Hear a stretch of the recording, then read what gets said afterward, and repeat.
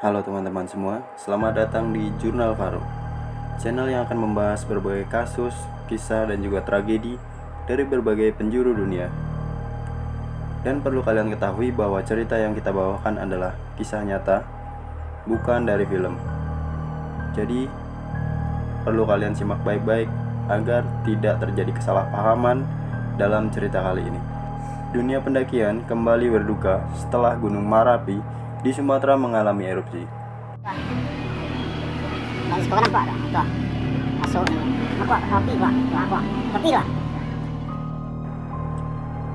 Pada tanggal 3 Desember 2023, Gunung Marapi, gunung berapi kompleks di Pulau Sumatera, kembali meletus dan mengirimkan abu vulkanik setinggi 3000 meter ke udara dan menimbunkan abu vulkanik dalam jumlah besar ke kota terdekat seperti di Bukit Tinggi dan juga Kota Padang. Setidaknya 24 pendaki tewas dan 12 orang lainnya mengalami luka-luka. Sebelum kita lanjut ke videonya, kita berbicara sedikit atau belajar sedikit latar belakang gunung yang satu ini.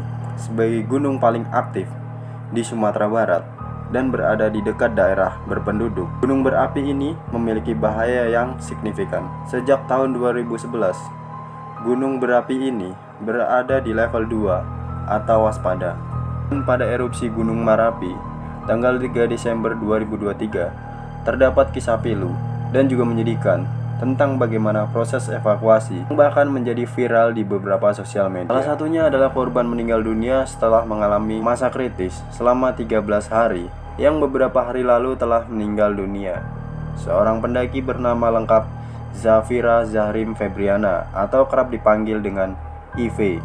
Perjuangan perempuan berusia 19 tahun itu bermula saat erupsi Gunung Marapi yang mengakibatkan puluhan pendaki mengalami insiden naas tersebut. Kala itu, IV sempat menghubungi keluarganya melalui ponsel milik sesama pendaki yang bernama Adan. IV kemudian membagikan keadaannya di puncak Gunung Marapi. Beredar video IV saat berada di Gunung Marapi sempat viral di media sosial. Tampak di video tersebut, tubuhnya dipenuhi dengan abu vulkanik. IV meminta pertolongan melalui postingan yang dibagikannya tersebut. IV berjuang semalaman untuk tetap hidup, hingga akhirnya dia dijemput oleh tim penyelamat yang berjibaku untuk membawa setiap korban ke tempat yang aman. Setelah mendapatkan pertolongan, IV masih tetap hidup dan berjuang dengan luka bakar yang sudah menghancurkan bagian wajahnya, hingga sampai di RSUP M. Jamil Padang untuk dirawat oleh tim kesehatan yang memberikan pelayanan terbaiknya. Pada akhirnya Jumat 15 Desember 2023, keadaan tubuh IV mulai menurun dan terus memburuk. Setelah menjalani operasi kedua guna melakukan pembersihan beberapa bagian kulit akibat luka bakar, hingga akhirnya IV mengembuskan nafas terakhirnya. Luka bakar yang dialaminya sebesar 45%, tapi ada juga yang mengatakan sebesar 70%. IV meninggal dunia dikarenakan saluran pernafasannya terganggu. Selain dikenal baik, aktif, dan pantang menyerah, dan juga memiliki semangat yang tinggi, dia juga merupakan seorang atlet pencaksilat. Ada juga korban lainnya yang bernama Frankie. Dia merupakan seorang hafiz Quran. Memiliki nama lengkap Frankie Chandra Kusuma, merupakan mahasiswa Universitas Negeri Padang dan menjadi korban tewas akibat erupsi Gunung Marapi, meninggalkan luka mendalam bagi teman-teman kampusnya. Teman Frankie yang bernama Desi mengatakan jasad Frankie ini mengeluarkan aroma wangi. Desi juga menambahkan tidak hanya dia yang mencium aroma itu, tetapi juga petugas yang mengevakuasi jenazah Frankie dan juga beberapa teman lainnya. Mereka mengatakan bahwa jenazah Frankie ini mengeluarkan aroma atau bau wangi yang tidak pernah mereka rasakan sebelumnya. Diketahui bahwa Frankie merupakan seorang hafiz Quran, dan semasa hidupnya Frankie juga gemar membantu orang, apalagi dalam hal keagamaan seperti mengaji dan juga membaca Quran. Dia diketahui juga sebagai guru PPL di sebuah sekolahan di SMPN 29 Padang.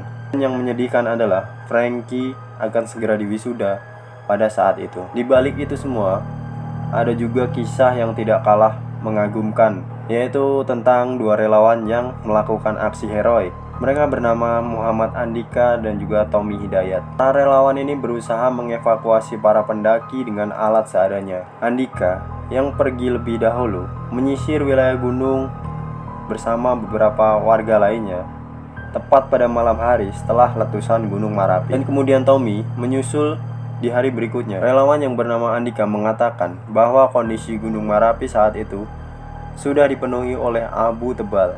Pandangnya pun hanya terbatas. Bebatuan sudah tertutup rata dengan abu vulkanik. Andika mengaku cukup kesulitan saat membawa korban turun gunung. Tetapi menurut Andika ada sesuatu yang menarik. Dia mengatakan dengan mudahnya dia untuk menemukan jalur.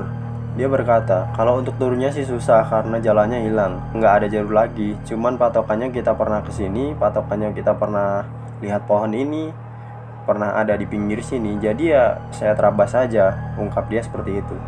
Dia juga mengatakan bahwa dia tidak membawa kompas dan peralatan lainnya. Dia hanya membawa handphone, air mineral, dan juga sebuah sarung leher atau shell gitu. Untuk penerangan, Andika hanya menggunakan flash atau senter daripada handphone tersebut. Sarung yang digunakannya atau sarung leher atau shell itu yang dibawa Andika itu rupanya berfungsi untuk membungkus bagian tubuh korban yang ia temukan. Dengan ukuran kain yang cukup kecil itu hanya bisa melapisi bagian tubuh korban, sementara kaki dan juga tangan dari korban dibantu dipegang oleh teman-teman lainnya. Dapat kita lihat dalam video bahwasanya dengan ikhlas dan bersusah payah dia menggendong korban turun dari Gunung Merapi dan membawanya untuk menuruni gunung.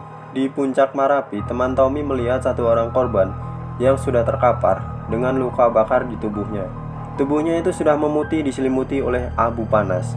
Tommy yang tak mau usahanya sia-sia, dengan segera dia menawarkan dirinya untuk menggendong tubuh si korban.